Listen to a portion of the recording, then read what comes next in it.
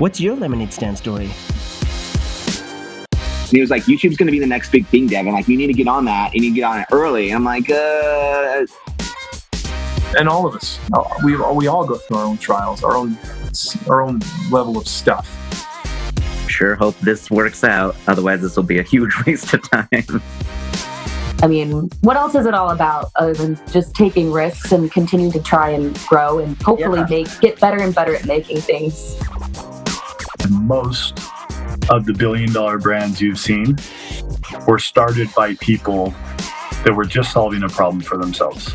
We're telling lemonade stand stories from some of the world's top creators, makers, and go-getters. We're rolling right now. Hey, We're having fun. We're rolling. Yeah. Hey guys, this podcast today is sponsored by Yalla, a task management and team collaboration software that we use at Lemonade Stand. We use Yalla to keep all of our team members organized, wherever they are. In fact, we used it to plan and organize this podcast. Visit yalla.team, that's YALLA.team, and try it for free. We also have a special offer for all listeners of this podcast. Use promo code LEMONADE and get a lifetime 25% off if you upgrade. What is going on, guys? This is Cherstyn Stockwell with the Lemonade Stand Stories podcast, and today I am here with just an incredibly delightful human being. Someone that invited me for Thanksgiving dinner, and I didn't even know the invitation was even out there. Across from me is Cherstyn Stockwell, who is I'm saying it right? Cherstyn Stockwell. Cherstyn Stockwell. Mm-hmm. It's an incredible name, and we both discussed how our names are really fun things to say. Trip over. I trip over my name of it. People call me Cher if it helps you. Okay. I just don't sing, so no jokes. Okay, well, neither do I, but no one ever calls me Cher, so there you also have that. Anyway, that was awkward. Let's continue. Let's continue with this podcast because it's so great. Here's the great thing. I just interviewed your friend Tammy last week, and what she's doing and what you guys are doing is incredible. It's utterly incredible. And I mean, I know we're kind of joking, we're lighthearted, but the topic of today's podcast is actually quite serious. Yeah. And I'd love to kind of get into it with you. Now, you're one of the founders of Dahlia's Hope, which is basically a resource for sex trafficking survivors to progress in their lives and to rehabilitate from such a traumatic event. Exactly. Now, here's the thing. I think it's crazy when you think about trauma and what it does to the human soul and like how it can fracture them in a sense, you know? Sure. And it's very intense and crazy, but it's so amazing that people like you have thought, hey, you know what, we need to create something like this to help those become less fractured, to become whole again. So please, let's kind of dive in. I'd love to hear your story, and hopefully we can keep this kind of lighthearted while we're talking about heavy topics. You have to. You have to, and right? And just to be candid, the survivors do too. Like they know how to laugh, and it's pretty therapeutic. So, that's amazing. So we can do both. Okay, great. So how did you kind of come into this world? Because I know you spent a lot of time in D.C. Is that right? Yep. Okay. Yep. So how did that go from D.C. to So I spent 10 years in D.C. Had no idea when I was leaving federal service that I would ever go toward nonprofit work. It wasn't necessarily in my plans. Yeah. But there's a lot of policy work post-federal service that is a 501c3, think tanks, political action committees, things like that. So that's when I first went over to the nonprofit world, but it was very policy-related. So in that world, there was a conference I put on at one point, and we had invited some speakers that talked about sex trafficking because when you're talking about kind of world problems, it's kind of a global world problem. And that was my first introduction. Began to do some work in the trafficking space and the nonprofit space, having no intention of ever creating or starting my own nonprofit. And now that I've done it, I'm like, I'm glad I didn't know in advance what it would be like, because it's no joke. But it's wonderful, but it's no joke, right? It's a lot to do. In those early years, I came to meet a survivor named Faith, and she is our founding survivor. There was a partner in Mexico who had met her, who had introduced her to us. She ended up living with our family, and then we found her. I mean, we knew that it was temporary because that wasn't a good permanent model for her therapy, but it was a place to get her started. And so she lived with us first. We found her this awesome host family that had done this before. They had brought in other children to come live with them and with their own family and had help. So they really understood. And she did that for a little over a year. Stayed very close with us, would come stay with us on weekends, would go on family vacations with us. She really did just become a part of the family. And I have to back up because I get asked something a lot that if you're not thinking, maybe the listeners would be thinking. A lot of people think, oh, that just sounds far too safe and happy for having a sex trafficking survivor move into your home. Like, right. you gotta talk about that for a second. Yeah. And I don't mean to skip past it. I have to give my husband 100% credit for that. The night that we met her, she... we didn't have a plan. I mean, it was like to kind of go back and forth and figure out a plan. Yeah. And he just looked at me in front of her and said, she's coming home. Like, it's just, he just said he knew. And, you know, she's from Mexico. She speaks Spanish. They spoke Spanish to each other. I don't speak Spanish, but they were really connecting. And he just checked his gut and he said, she's coming home. And, you know, I mean, I had like a little baby, you know, a toddler, you know, little kindergartner, like young kids at home. And any thoughts I would have had about what I might be exposing them to, it's like my husband just knew that was not going to be a situation here like that. And as I have studied trafficking survivors since that time, it could have been a real thing. Oftentimes they're still in touch with their trafficker. Oftentimes they're a flight risk to run back to trafficking, not because they liked it, but because of a lot of manipulation and fear and trauma bonds and all these things that you learn about later. It almost seems like it's like a subconscious thing that's like so patterned into their minds. Absolutely. That they're just like, yep, this is life. And this is the definition of what it means to be in a trusting relationship. Absolutely. And they're very conditioned with a lot of very manipulative and unhealthy forms of control and manipulation. So they learn later, with hindsight, they see where they were. But I just really want to be clear. I don't want to make it sound just too flippant or too quick that, oh yeah, we just brought her home with us. There were discussions, there were, you know, feelings, but my husband simply knew. And I'm going to leave it at that for however you guys all feel inspiration in your life, but he knew. And that has changed all of our lives since then, being that close with her, and then vacations and family time and all that kind of stuff. So fast forward 2 years to 2019, she was just at her home for a weekend again, which was very normal. And this one particular night, she just really wanted to talk. She seemed emotional. She was kind of crying. She seemed a little more like feisty, kind of like she had always said she wanted to help other trafficking survivors. Yeah. And how old is she, by the way? Can you see that? 25 now. 25 and now. So what year are we? So 20. Yeah, like 22, 23. 2 at the time. Don't make me do math on your show. I'm live. so sorry. I Come apologize. on. That was, hey, let's edit that part out. She had to do math. Actually, you know what? We'll keep it in. We'll keep just to help people realize. 22, 23, 24. Okay. Yeah. So she had always said, I need to help other survivors. I know where they are. I know what they're looking for. I know the resources that they don't have. And she'd said that all along. And literally, I feel like really lame now because my husband, I did not catch that she meant she wanted to help them now. I thought she meant after her trial. She's right in the middle of this big trial, you know? Or I thought maybe when she gets her GED or when her citizenship is completed. There were a lot of things we were working on with her. And I never thought she meant, I've got to go help people right now. We were helping her first, right? Yeah. So this one particular night, she was repeating, I really need to be helping survivors. And that's the night, it was like March 2019, that we like, oh, she means now. Like today. Like we're late. Like we should have been doing this for the last 2 years. And so she was crying, and my husband could tell we were talking. So he put the little kids to bed and just let us stay up late. And it was late. Like she was going through all these things that she was listing, what they're looking for, what they can't find, how hard it was for her to find these things. And it was like, no, we're doing this now. So the next morning I tell my husband about it. And I just said to him, I said, Matt, you know what? We've got to do this. She can't do it on her own. You know, she's still figuring out all those things I just mentioned, her court case, her immigration, her schooling, all that stuff. Let's just do it. And I remember saying to him, I'm not afraid of failure. If it fails, it fails. Yeah. Let's just start. Like, let's just do something. Well, you heard me say that it was spring. So we had our annual tax appointment to do our filing, you know, for the year. And we have a dear, dear friend in our tax accountant, been with him for years. And we go to our appointment, which was just a couple of days at the same time as this. And as we're leaving, I said to him, his name is Chris Anderson. He's our other founder, so there's a spoiler there. I said, Chris, have you ever started a nonprofit or helped your clients begin that process? Because I've worked for a slew of them, but I've never started one. And he says, yeah, I can help you with that. What do you have in mind? Tell me. So I tell him this whole story about faith, and he starts to cry. And he's like, I will tell you later why I'm doing this, but I'm yours. I will not take a penny. I will be your CFO. whatever. And he'd had his own history, which again, you might want to have him on because his story is pretty powerful. But when I said this to him, my husband and I were sitting there in his office, it was a no-brainer. I mean, he was just in. And I said, great, it'd be really awesome to have a finance guy be a co-founder with us, because I've done nonprofit fundraising for years, but I'm not an accountant. You know, I don't, and 501c3 is a tax code. Yes. So since you're a tax accountant, it's actually really wonderful if you want to co-found this.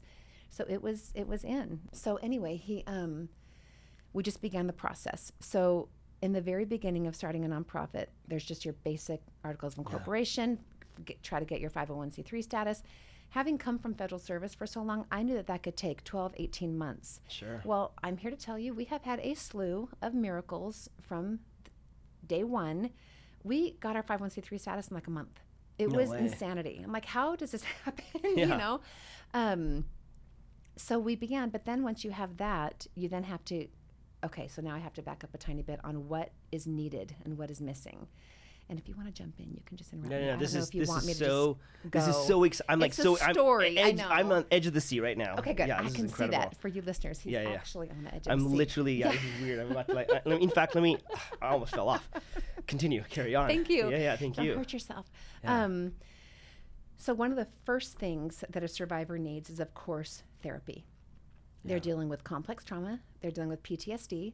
A lot of these survivors have not been able to travel too far away from their trafficking geographical location. Yeah. How would they? What resources do they have? Yeah. They're going to be there. So clinical therapy, first and foremost, to help them come out of fear, anxiety, PTSD, complex trauma, okay? So first and foremost. But on top of clinical therapy, you have to have what we've learned from clinical therapists and those that helped write our initial programming.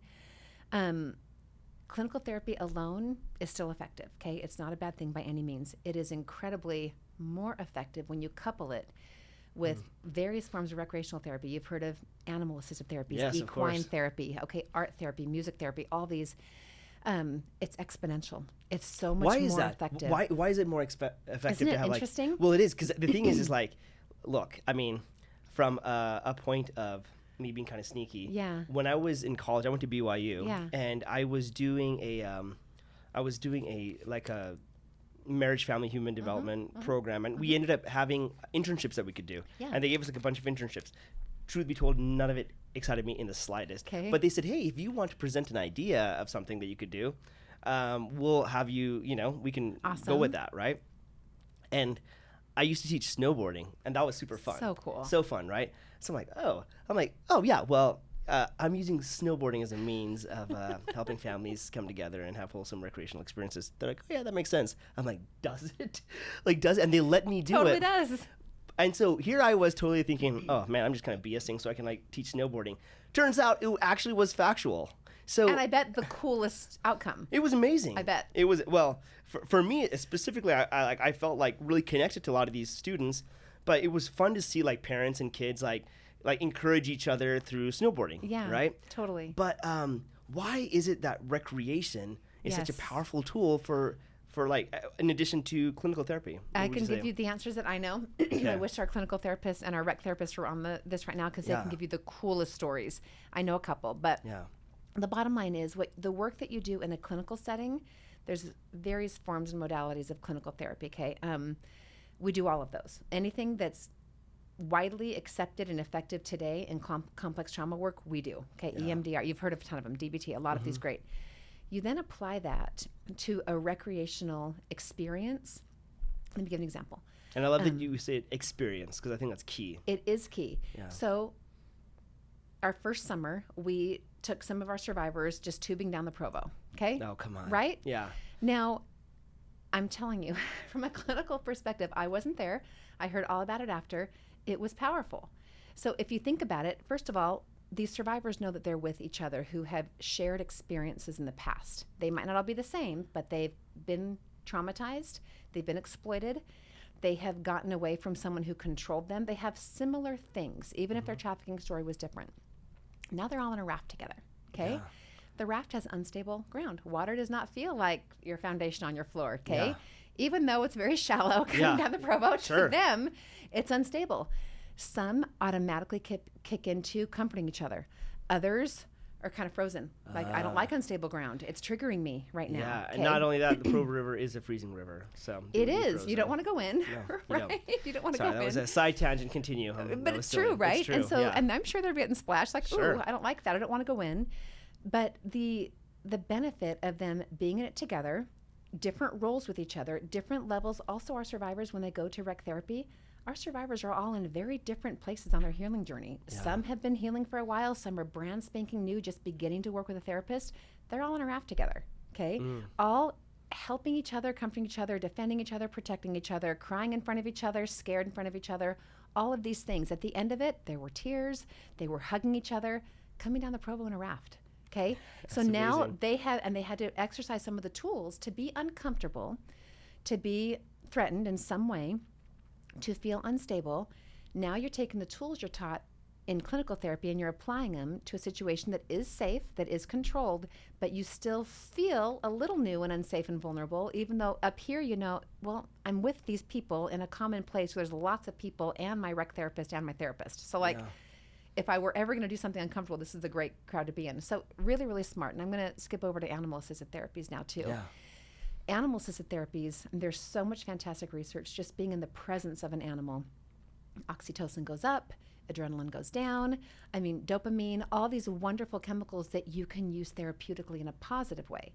So we have a therapeutic animal farm, and we have horses and goats and pigs and chickens and bunnies and all these things. Yeah. And I really want to talk about the size dimension of animals. Some of our animals are small, and some are medium, and some are large. That's by design. Sometimes survivors are not ready to be in front of a great big horse because horses are bigger than them and really muscular. And as you can imagine, some of the people who have exploited them have been bigger than them and very muscular, and they don't want that yet. But they'll work with a goat, and they'll work with a bunny, right? And the other cool thing about animals is that you don't just automatically get their trust either. You have to earn their trust. So they're now in a relationship that they're not ready to have a trusting relationship with a human yet, but they'll go there with an animal. So I can't go on enough about why having recreational forms of therapy coupled with clinical therapy is key. You have to. And then on top of that is group therapy. Group therapy is not rec therapy. It's with other survivors, but you're not doing an activity. You're actually there in group. And you've kind of seen movies where there's group. So we have all the above. So that's our clinical department, and that's what we opened our doors with. That's fundamental. As a matter of fact, you don't receive any other services in Dahlia's Hope without being in the clinical team. If you just say, no, I just want to get some medical attention, dental attention, help me with vocations or whatever, you're assigned a clinical therapist. Now, you might not need clinical therapy at the same cadence as a different survivor, but they're going to assess you and help you because you might think that you're ready to go to school, and then you might enroll in school and get triggered by somebody in your classroom, and you don't have the tools yet to deal with that trigger. You know, we had a survivor who went to the DMV, got a really, really grumpy DMV employee who yelled at her, talked down to her, all those things. I think I've kind of had that employee before, you know, but she was triggered. You know, and that's life experience that she was prepared for. Guess what? She went back a second time. Oh, wow. That's awesome. Part of it. You have to be ready to do that. So anyway. No, you know, I have so many thoughts. It's going to be so great when I can composite my thoughts into a form of a linear thought. No, here's the thing.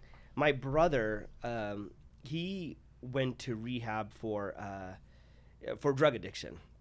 And, you know, he got detoxed and then he went to rehab. And he's now a shining light. Awesome. Like he's working at rehabs. He's helping the future out, right? So cool. And it was really cool because even though I haven't seen it from your perspective, I have seen it from his perspective and seen how the therapy, like equine therapy and all kinds of different recreational therapy was super important for him to reprogram his mind. And I think that's such a powerful thing because imagine what your life would be like if you were programmed a certain narrative and you're like, this is life. This is just what we do to survive. And of course you'd continue to go back to that life because that's all you know. And so to remove that life and say that is not how life is supposed to be, but you don't actually program with anything else, it'd be kind of terrifying. It'd be kind of scary, right? And they're like, what do we do? How do we go? But how do you help these survivors build hope in themselves again and hope in humanity? For sure. One of the cool things is in clinical therapy, once they kind of deal with that early complex trauma and go through some of those things and really bring down their PTSD, they have a plan, they have tools. Once all that kind of gets going, and that can take, it's different for every survivor. It can take several appointments for one or a few months for another. It's the therapist knows, right? When you get to that level, you'll begin to hear survivors talk about the future. Yeah. Now, they don't do that. So when they begin to dream, when they begin to say, I kind of want to try this, you've unlocked something. They now see that they have one. Okay, so that's an indicator. Yeah. And then they know we can provide experiences. So with Sweet Faith in our program, I remember when we first took her shopping, because keep in mind, she met her trafficker at age 13, okay? So she missed all of her schooling going on from there. She also came from a village in Mexico straight to Queens, New York. So she doesn't know any other cities in her life because 13, your village in Mexico and Queens, so she can't navigate much of anything. Yeah. But she actually is hyper intelligent on, she could tell you, she's helping, her legal team with her case now crack open things because she was in there. She knows things. So she's super intelligent on the one hand, but when we took her shopping to get her some clothes, she went straight to little girl stuff. And it's not that she's delayed mentally, it's that she's like, well, I never got that. So I kind of want a pink sweatshirt. I kind of want and then she began to say, I want to take an art class. I want to take singing lessons. And it made me think of my own kids. When they're little, we sign them up for t-ball and soccer and art and piano. And we see what they like. Expose them. Yeah. And then it kind of narrows down and they stick with the things that they're naturally inclined to. She never had that. So she's almost like resetting back to being a little kid. And wanting to figure out what I want. Experience what she wants. What do I want? What am I going to be interested in? No one ever even exposed me to anything. And it turns out she really loves art and music. And it turns out she's didn't know. And so the fact that she knew she could ask to take an art class or to take something, is like, okay, you now have hope for the future. And that hope begins. And that's when we begin to insert in, what do you want from an education? Some people want a trade school. Yeah. Some people want to be a teacher. They might want to be a CEO one day. Sky's the limit. And we want them to know you can be anything you want to be. You don't just have to wait tables to make the rent. Yeah. What do you want to do? Yeah. And we have had survivors come into our program who have had to wait tables to make, and no offense if they want to wait tables, but they don't want to. They want education, right? So, but they think that they can't afford school because they can't make the rent. So we're like, okay, let's solve that problem. Let's help you with the housing problem and get you to school because you're in your early 20s and that's where you want to be and where you could be. So we help figure out what they want. But if they don't want to go to school, there's no judgment. Yeah. They can do whatever they want to do, but they really don't come to hoping for the future until you really quiet that initial trauma. Yeah, it's like literally reprogramming their mind and their heart. That's right. And like letting go, helping them release the trauma. For sure. It's kind of like saying, okay, you've lived on a land that's had an erupting volcano, and you have no idea when it's going to erupt. You have no idea when things like deadly plants are going to attack. You have no idea. Yep. We're going to remove you and put you on a world of peace. Yeah. And we want you to find comfort there. That's right. And it takes some time to like be accustomed to peace. Or to trust that there's really peace there. Yes. Are you sure there's not a volcano hidden behind over here? They don't believe you. Yeah, and it takes some time, but wow, what a beautiful journey. Okay, I want to change topics, not too much, but a little bit. I honestly, I don't even know how many years ago, it wasn't that long ago though, really became aware of child sex trafficking. Yeah. I didn't even know it was like that crazy of a thing. I know. Why do you feel like it's such a problem? And why do people even engage in it? I mean, what's that? Two things. Super easy. You can probably guess. When there's a demand and there's that much money behind it, you now have a business. Yeah. Period. So the demand, we obviously have, I would call it a very oversexed population. Okay, so we're dealing now with pornography at a very young age. So pornography, no matter what, will drive it. As long as you have people who want to be deviant, they will go look for things like this. Yeah. I don't know if you're going to end up editing this out because it's a little more heavy. But people don't understand that these victims, when they've been victims, okay, because you have to use the term appropriately, when they're being victimized, it's not like they're just being sold for happy sex. Yeah. Ever. The customers almost always are deviant. They like abuse with their sex. They want to throw you downstairs. They want to punch you. there's no limit to what they can do. And that's why they go to the underground people that will sell them, these victims, because they can do whatever they want. So you have a lot of medical injuries when they come out that they've been living with, okay? So that's a reality. So you have a very oversexed population that when you have such massive availability to sexual content, that begins to play out in the real life world. So now you have demand, and that is so lucrative. So there are some traffickers who seriously don't care what they're selling. They just love that they're making $10,000 a night off of a person. They don't care what they're selling. Wow. So it's just money to them. Yeah. So sometimes the traffickers are they themselves very sexually deviant. Other times it's just a business to them. Yeah. And it's a family business, and they're trafficking rings and all the stuff. And I've heard that there's even that going on in Utah even. Yes. In a massive way. Yes. We have survivors in our program from Utah. Wow. Without question, that lived in normal families like my children are being raised in right now. Right now. Normal families. It's just so crazy. We think it's like the movies where, and Faith's story is a little bit more like the movies. She was lured from a trafficking ring and she did cross the border. Hers was a little bit more what you've heard of. That is not the main way by any stretch. Dating apps, a lot of them, really? Traffickers. Yeah, because they call it boyfriending. You'll find someone you can date for a little bit. Yeah. And then so many of our survivors, had the boyfriending model. It's really, really common because there's also a little bit less of a crime charge for them. Okay. If you kidnap, that's a crime. Yeah. If you can claim consent, less of a sentence if you're caught. Okay, so now you might be caught, if you are caught, for selling that person, but it's less charges than if you kidnap them and sold them, right? So let's just lure them. Let's just say, do this for me so we can buy a house. Like you just kind of convince them for things. So how do we? That problem just got to go away. But how do you help prevent people from falling into these traps? For sure. So it's education, is without question. So my youngest kids at home are kindergarten and 5th grade. Okay, and then I've got a big gap. We've got a lot of older kids. They age appropriately. They know what slavery is.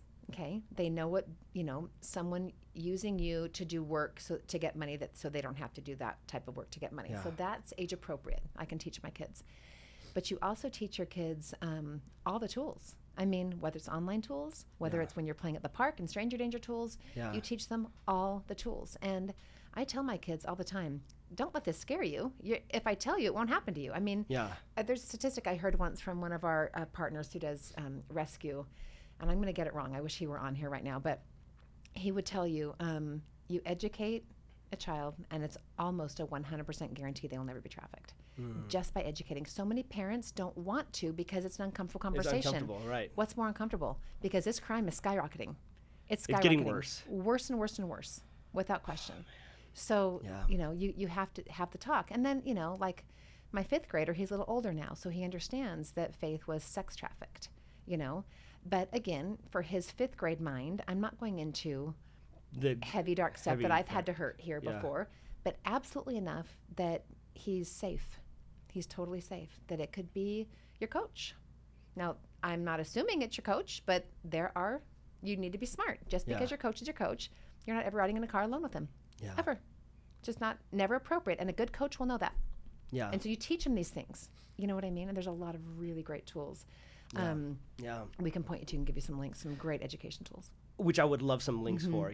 It's so interesting because I remember, still to this day, I went to Wasatch Elementary. I don't know if it still, I think, exists. Yeah. And when I was a kid, I remember I was with some other kids, and there was this adult that I think he was either following us or something. But I remember even as a kid, and with my other friends being something feels weird, and we ran. We just ended up running home. Good. Right? And nothing happened. You may never know. Yeah. We may never know. It might not have been anything, right? But as a kid, in the 80s, I never even would have even thought of anything that, and neither would my parents.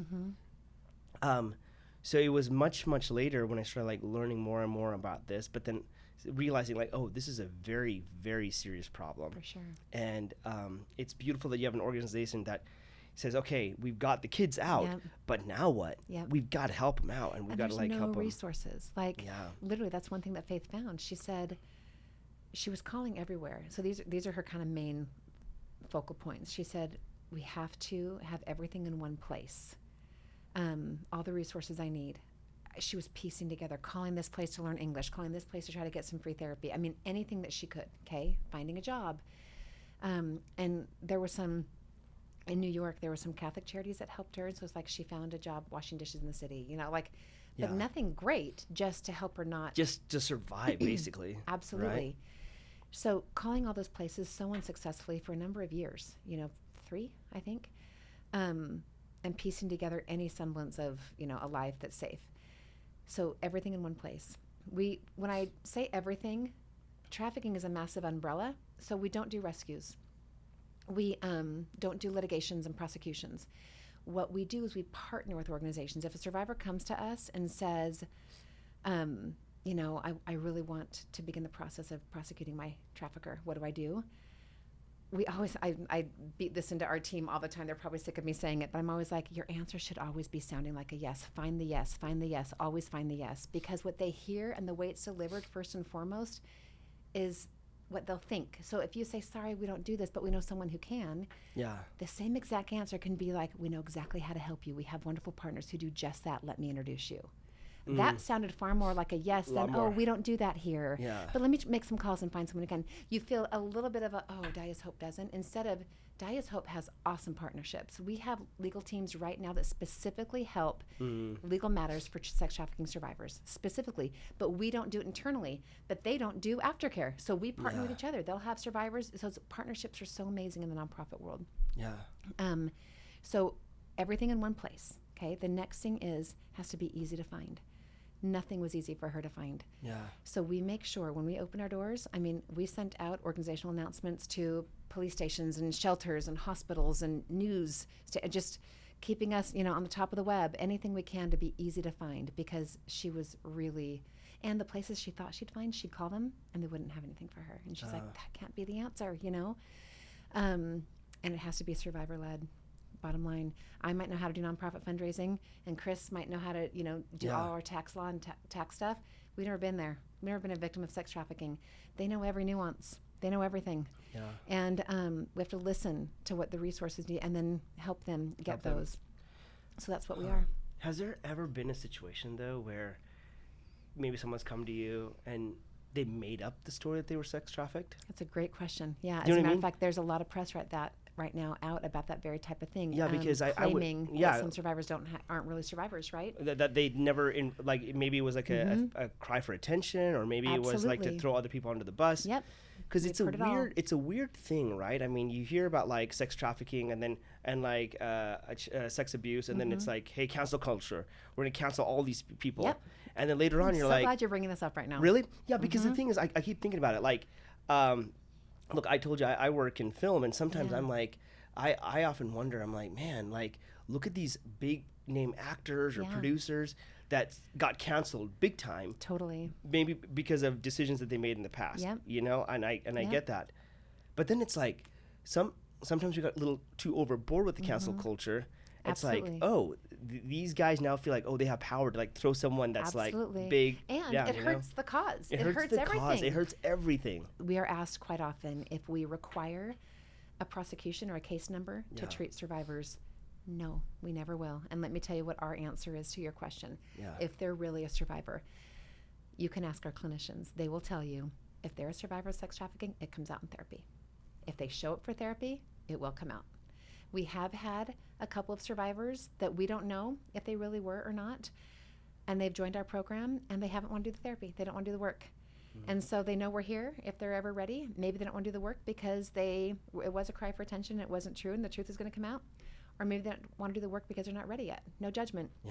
But we don't do prosecutions, and we don't demand that you prove you're a trafficking survivor to be in our program, because we know that our program model is such that you come into therapy, you can't get into those levels, those really effective complex trauma modalities without it coming out. Yeah. So that's our solution for it, because you do have to believe them. So few people have a prosecution. I mean, we're in the single-digit % in Dahlia's Hope of survivors who have prosecuted, and we know for a fact they've been trafficked.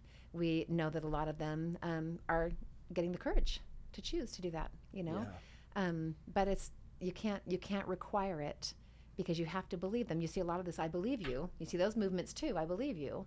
So we haven't had to. Our model of clinical therapy, sorting it out, works. I love that. Right? Yeah, it's so interesting because there's so many different movements right now. Just so many. Are there not? And it's insane. Like, everything's a movement. Like, I'm gonna create a movement. Yeah. And as you do, you realize, like, oh, by having this cause, then this cause is going to divide it, and this guy is going to be maybe more divisive, right? And the more and more I think about that, I'm like, what is the truth? For crying out loud, like, what is the truth? Like, I'm like for the truth. Yep. And I think, like, if 2020 taught me anything, it's like, oh, there could be a cause for anything. Yep. There could be a narrative for anything. This is great. For sure. And because of that, sometimes I'm like, am I just checking out? Sometimes I'm like, I want to, like, just sit back, eat a bag of popcorn, and just watch the craziness just explode, right? Totally. Because I'm like, I have no clue. But in certain situations, like, I remember, case in point, there's a, I won't name names or anything like that. This doesn't even have anything to do with sex trafficking, but, like, I was introduced to someone very recently who was like, hey, I want to be an, agent and all this stuff, represent you and yada, yada, yada. And we had all these talks and all this jazz. Well, I just kept getting a weird, like, gut check, like, something doesn't add up. Sure. You know? I hope you listen. I know. And I did. And I talked to some of my other friends, and I'm like, because they had, like, paid money to, like, do some stuff with him. And I'm like, I don't know, man. Like, words and actions are not matching. And that's, like, my first sign. Good job. When words and actions don't match, I'm like, red flags right there. Turns out, massive con artist, and stole money and all this stuff. And, like, now there's, like, all these FBI things out on him. It's crazy. Yep. But it makes me realize, like, who do you trust? Totally. Who do you trust? Totally. And you want to trust people. You want to empower people. But, like, then if someone is using the victim card as like a way, as a cry for help, or, hey, this is how we're gonna get across in the world and stuff, I get they're probably just surviving. They probably are, and they probably have something. Like, there's a gray area with sex trafficking, domestic violence, and so, believe me, if the worst thing we do is accept somebody in the program, give her services, and we find out within a few therapy appointments that it's domestic violence and not sex trafficking, we were happy to help, and we'll hand her off to our partners who do domestic violence. Like, that's not a bad thing, you know? And there's the reverse of that. We've had referrals to us of survivors who thought that they were simply domestically, had domestic violence instead of they were sex trafficked. So, like, it just happens. So the truth will come out. When it comes to con artists, I mean, I have been in nonprofit fundraising for a long time, and I always tell donors, donors drive it. You're in charge. So if you're wondering, follow the money. You're allowed to call and say, I want my donation specifically earmarked. It's called restricted funds, okay, to this. And I need you to prove it, because they know that if you say that, where these con organizations get away with stuff is they hope that people just give to the general fund. Then they don't have to report back. Okay. But if you say restricted funds, I want it to go to this. For example, at Dahlia's Hope, we're specifically aftercare. So that is already pretty restricted in the whole trafficking umbrella. We don't do rescue, we don't do law enforcement training, we don't do all these things, but we do aftercare. So that in many ways, our general fund is already pretty targeted, right? Right. But if a donor wanted to say, I only want this to go to education, I don't want this to go to clinical therapy, I'm an educator by trade, I want to help educate trafficking survivors, they're allowed. And That's we amazing. would earmark theirs to specifically go to survivors who have educational needs at the time, tuition help or whatever, trade school help, whatever.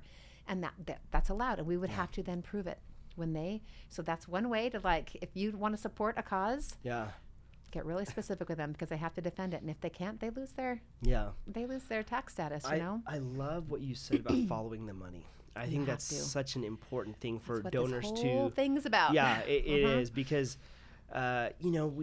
a lot of people have, like, really big hearts, for sure, and they also have deep pockets. Yep. And they're like, we want to do that, right? We want to help people out as much as we can, and we have those feel good feelings to do that. But at the same time, we're also being duped. Absolutely. You know? And you know that less than, I think, well, this could be an old statistic. So let's just say average, less than 10%, 5% of nonprofits ever even survive because they're not above board. Okay. Yeah. They get shut down or they don't get support because they can't prove that they're above board. So getting duped is a real thing. It's a real thing. Now, there's nonprofits that do make it past those 5 and 10 year marks without any criticism or legal action or whatever. That's a good track record. You can still see all their previous year tax forms, all those kind of things. There are ways to still check because unfortunately, but usually that's a good threshold, that 5 to 10 year mark, to see if they're upstanding. But even still, they do get the well-intentioned, well-meaning do-gooders with money to give to them. And I always tell people, just find out where it's going. You know, like, for example, a lot of people don't understand how little rescue happens in the United States from nonprofit hat.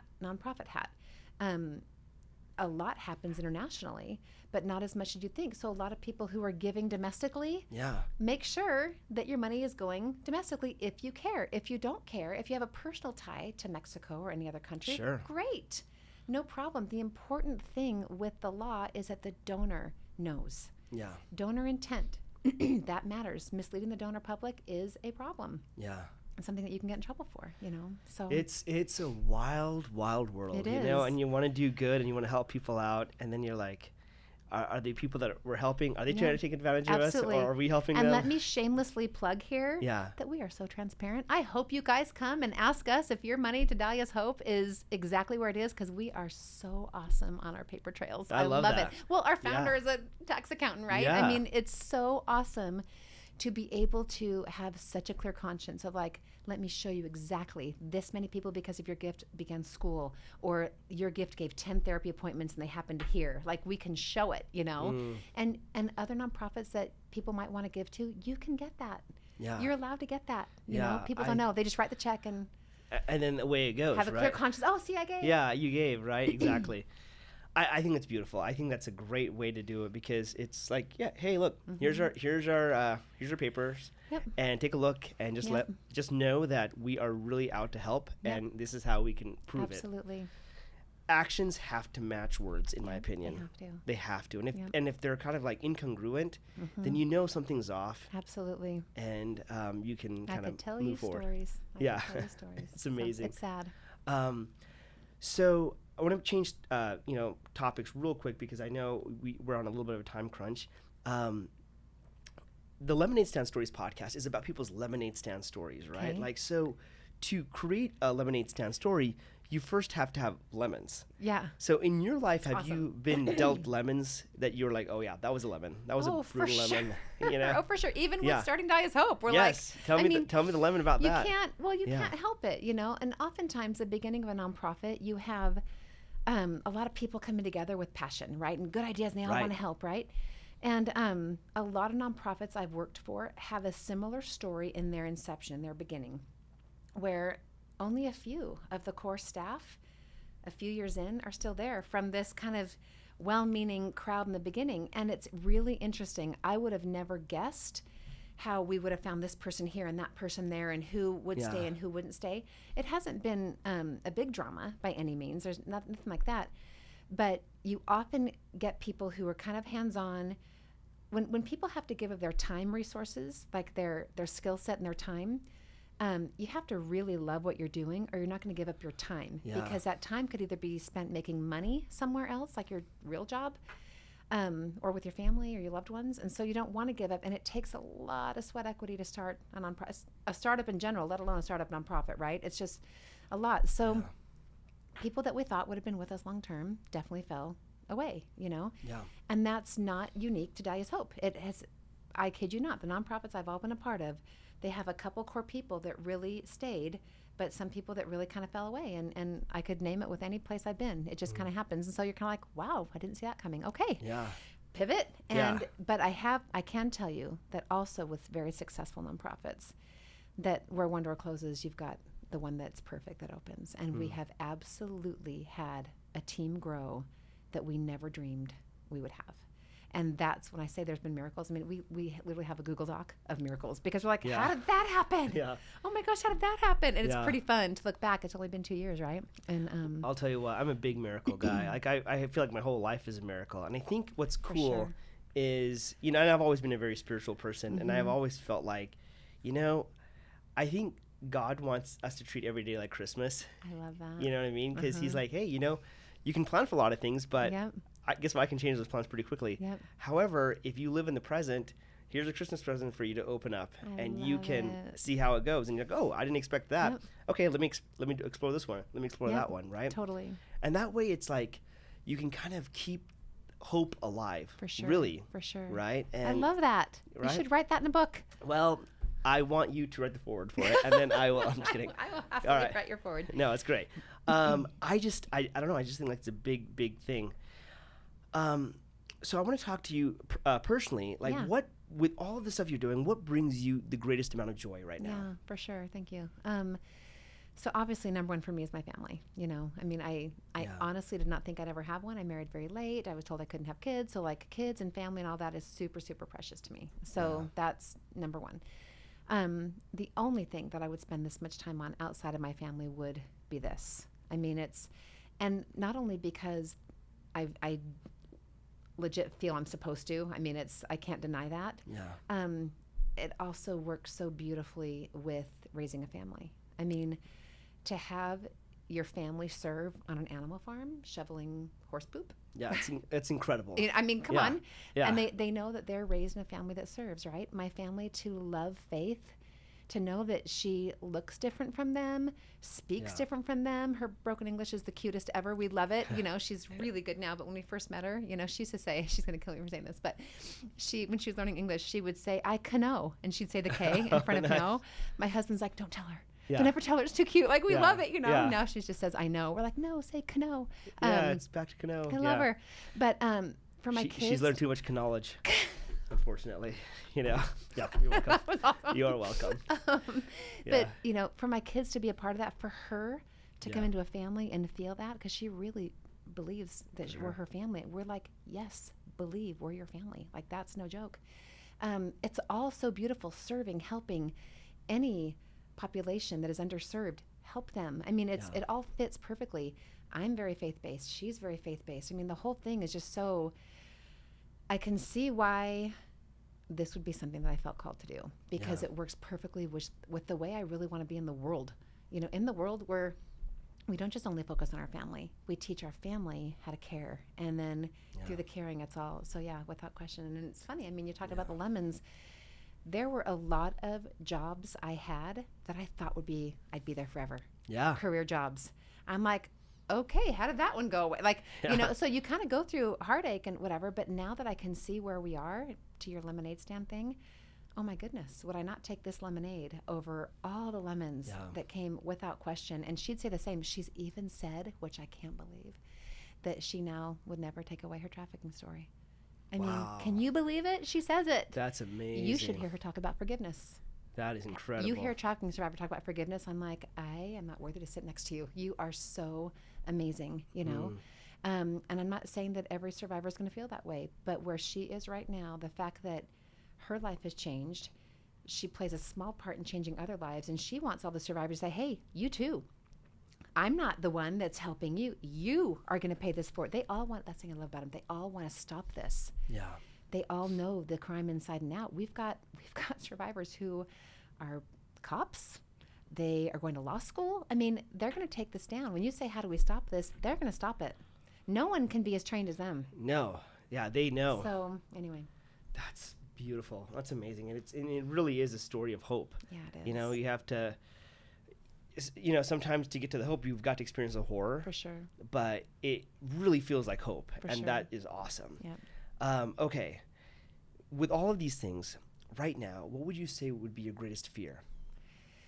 Regarding Dahlia's hope, you mean? Just in life. Oh, in life? Fear in life? Oh, goodness gracious. That, I mean, I don't like fear because I think that light can be stronger than fear, but we all have them. We have to have them because we're here and we have to be exposed to them. Yeah. So where there's light, there's shadow, right? Say that again. That was really good. Okay. And how do you want me to say it with an accent, or do you want me to say it with what kind of accent movie are you star thinking? voice. Okay. Okay. All right. This is gonna be my. But I'll do it with like a deep Indian accent too, because it's like a narration. I would love it. Where there is light, there is shadow. So You're welcome. fantastic. You are welcome, everyone, for hearing that. But it's true. Yeah. No, right? my biggest fear would be that people would stop caring. Stop caring. As soon as people stop caring, okay, now this is just where I get emotional sometimes. The only reason we're here is because I have the best job on the planet, I'm telling you, because my job is donor relations. Literally, that's my skill set. That's what I was trained to do before I ever knew that we would do this thing with Dahlia's Hope. I get to work with people who want to give from their means. And some people think, oh, it's easy to give if you're rich. Okay, I get that a lot. I know of wealthy people who give until it hurts. And that's a lot. Because it's easy for the layperson to give the widow's mite, right? It's you can give till it hurts in a smaller way. But when you see really people with a lot of means give until it hurts, it's all relative. And I love that I get to match a need with the most generous people who care. And so if you ask me what my biggest fear is, if it's people stop caring. You know, it's interesting. I'm gonna get scriptural on you real Please. quick. So one of the things that always like made me kind of take pause in the scripture sometimes is it says like, you know, in like the latter days, like the hearts of men shall wax cold. Yep. And that makes me wonder a lot. I'm like, wait, what could possibly happen that could cause the hearts of men to wax cold? And then I started seeing the effects of COVID-19 and the isolation. Yeah. And I started seeing people's hearts wax cold. Yeah. And I started seeing hatred for each other and like this divisiveness. And I'm like, you guys, like, why are we so divided? Like, what has happened that's caused us to think, you know what, it's best that we attack our neighbor. It's best that we, you know, fight this or we fight that, instead of like coming together and holding each other and being like, look, you guys, we are in this together and we got this. One of the greatest tragedies that I felt turned into a lot of hope was the September 11th. Yep. Right. And like how horrific that was, but like immediately the nation became one, I felt. And it was interesting because I was serving an LDS mission at the time. Okay. And I'd almost finished, and I remember hearing the news across the world. I was in Australia, and even then, there, we became one. Wow. And it was incredible, right?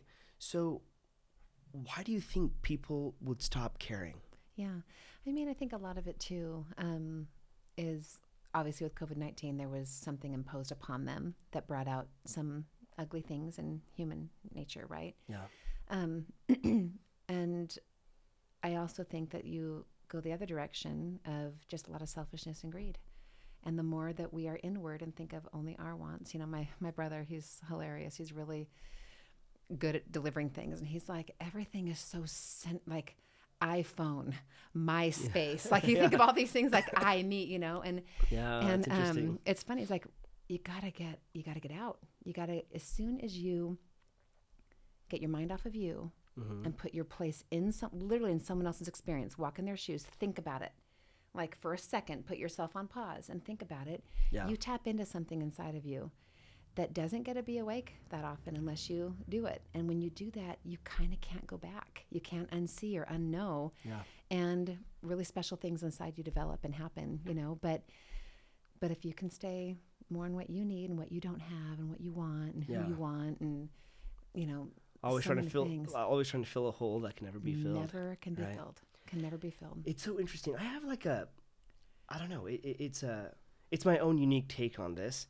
But for me, I find that when I develop my own personal relationship with God, what ends up happening for me is I'm automatically fulfilled right here, right now. Right. Like I just am. And it's almost like, oh my gosh, I got so much light. Here, take it away from me, you know? Yep. It's almost like you want to go, you just have to give. You have to give. You cannot be held back, you know? And I look at like, you know, prophets in the scriptures are like, they could not be constrained because of how much of this light they had bubbling inside of them, right? And so it is hard to like serve from an empty cup. And I also, so I feel like sometimes it's like, look, if you can focus on the right things and build that loving foundation, whatever that looks like for you, you will find that you will have all this capacity to love, and your cup is going to overflow. For sure. You can't contain it. You cannot contain it, can't right? contain it. But when you're, I don't know, it's like when you're not filled with that love, it becomes very difficult to like share, right? Well, and a friend of mine put it really well with the whole light thing you just shared, because she would spend her life feeling like, oh, don't shine too bright. People won't like it. You know, they'll be jealous or they'll be mean if I shine too bright. And then she said when it dawned on her that light comes from God. Yeah. She's like, I'm shining his light. Yeah. Like it's not about me, you know? So again, what keeps us inward is all the fears and all the, just get it out. Just get it out, you know, as much as you can. So I had a thought, this just hit me last night. I'd love to hear your thoughts on this.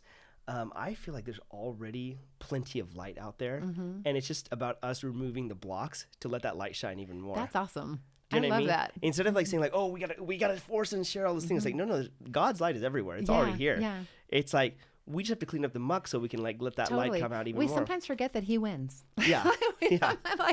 We know the end of the story. Yeah, like, we know the end of the story. Totally. It's amazing. Yeah. So I love that. Just remove the blocks. And I think that again, back to when you said what scares me the most, get people to care. You remove those blocks by just opening eyes. Opening eyes. And that's why I love if any of our survivors feel like speaking. Some do, some don't. It's totally fine, whatever they want.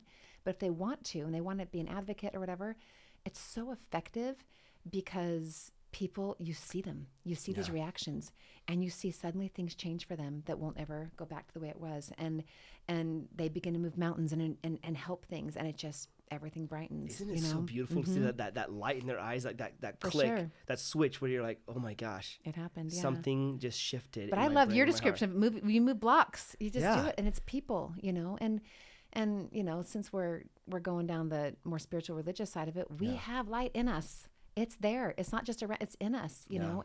But we just sometimes forget to tap into it. We just sometimes forget. I think it's so important. Super distracted. I honestly feel like our journey in life is to become light, just to completely become light, you know? And I think all of these things like sex trafficking and abuse and all these things are, as horrible as they are, beautiful things for us to work through on the inside, so that when we can remove those problems, we're filled with light and we realized, oh my gosh, we were already perfectly loved. Absolutely. Because to me, I think like pornography and all these things are really just symptoms of feeling very unloved. For sure. And like having blockages. Yep. So because there's all these blockages, we're like, let's fill the blockages with things that we know, right? And they're very short-lived. They're short-lived, and right? Not fulfilling at all. No, like fleeting moments and filled with like misery. And you're just like, okay, we have to keep filling it like a drug, right? But when you can remove those things completely and you realize, oh my gosh, everything my soul ever wanted is already here. Already here. And it's totally free. And it's unconditional. Yep. Then it's like, okay, now my mission is to help remove the blocks for other people. Yeah. You know? It's like you can't get enough. That's how I feel about faith too, because faith just thought even if just one person we gave resources to, you know? Yeah. And the numbers began going up. We've only been around a couple of years, but we're in the 30s now, you know, which is a lot. Like if you may or may not know, trafficking aftercare programs in the country are mostly really small, single digits, and that's by design. It's really effective. But, you know, we never knew how many we would help, right? And so you see her, she's like, it's not enough.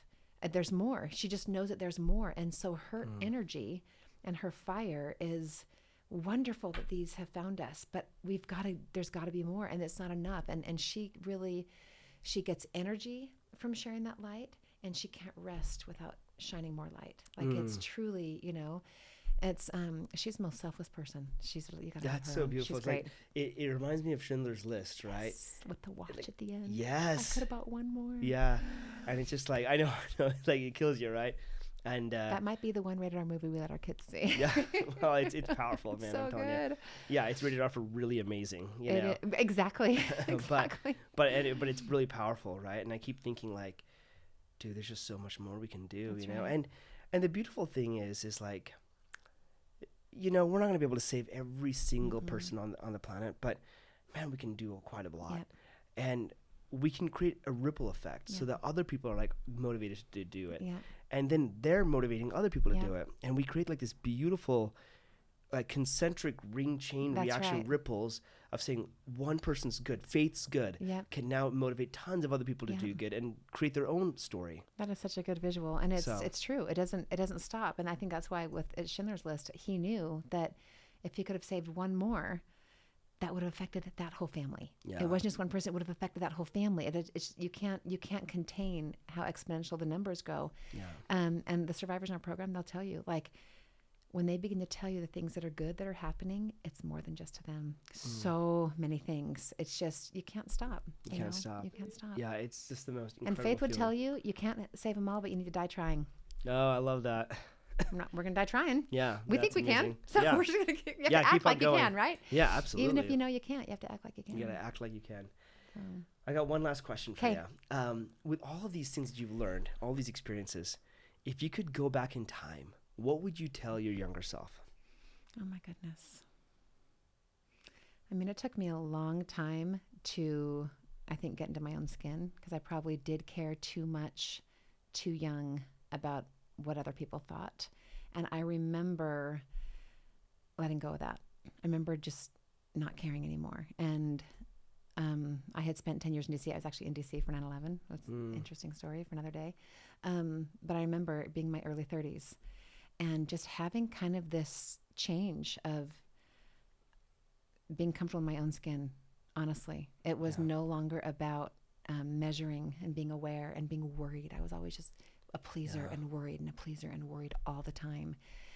And that was really a distraction that kept me from doing more good. I'm grateful for anything I can do now, but man, I could have done more, you know? Those thoughts, they're just thoughts, right? It's just thoughts, but you know, it's like thoughts that prevent you from being authentic. Yep. But you know, I literally wrote this down yesterday because I'm a big like inspirational revelation guy. I'm like, I gotta write this down. You know. And I wrote this down yesterday, which is something very similar to what you were just saying. It's like, I cannot let myself be defined by the lens of broken people. That's so good. Isn't that like that like just poured into my head? Say that in your Indian accent. You're right, I should, with a guru so voice. So good. You cannot allow yourself to be defined by the lens of broken people. Do you like how I whispered it? I feel like the whispering was, it's true, right? It's like so many times, like people are broken. They are. They're all broken, and when you're broken, when you have a well that's full of emptiness, whatever's inside that well, you're going to share with the world. So you will be like flinging snowballs of pain at everyone, right? Because that's what's in you. That's what you're going to be flinging. And if you accept that and be like, oh, that's my truth now, that's my narrative, because that's what that person thought of me, then you're going to go down. Well, how many people have? Yeah. How many people can say when they get to the crux of what stopped them is what you just said. Yeah. This is what held them back all the time. All the time. But it was so interesting because it's like, but when you kind of reset and like reconnect and recalibrate your soul with God, you realize, oh my gosh, I'm your child. Totally. You know? And because of you, because of who you are, I'm already infinite. I'm already full of love and full of all capacity and full of light. Yeah. So why did I allow a narrative to define me? And it's human nature to do so, but it's great to awaken to that, right? And to be comfortable in your own skin, like you're saying. For sure. That's what I would tell my younger self. It was too long, too much. I should have done it. I could have. You know what I mean? And I know that. That would be the only regret, is that I knew enough to have realized that sooner. So that was just kind of a, you know, but it's okay. You just teach it now, right? Well, you know what the beautiful thing is you're eternal beings. So it doesn't matter. It doesn't matter. You're going to, whether you're doing Dahlia's Hope to the end of your life, the mortal life, you're going to continue to be doing good. So it doesn't even matter, right? Yep, exactly. So I love that. Well, this has been amazing. Thank you so much, seriously, for sharing your heart and for sharing your story. What would be like the last thing you'd want to say to the listeners out there right now? Well, I mean, I end every time I speak on this, just tell everyone, because if you could tap into caring, find a place you care. I really, and I mean this, I don't care if you get to Dahlia's Hope. I care that you tap into caring and give somewhere, because I really, really believe we all rise together. We all help each other. We are super, super clear about this at Dahlia's Hope. We are non-competitive. We don't care. I think everybody should open an aftercare home.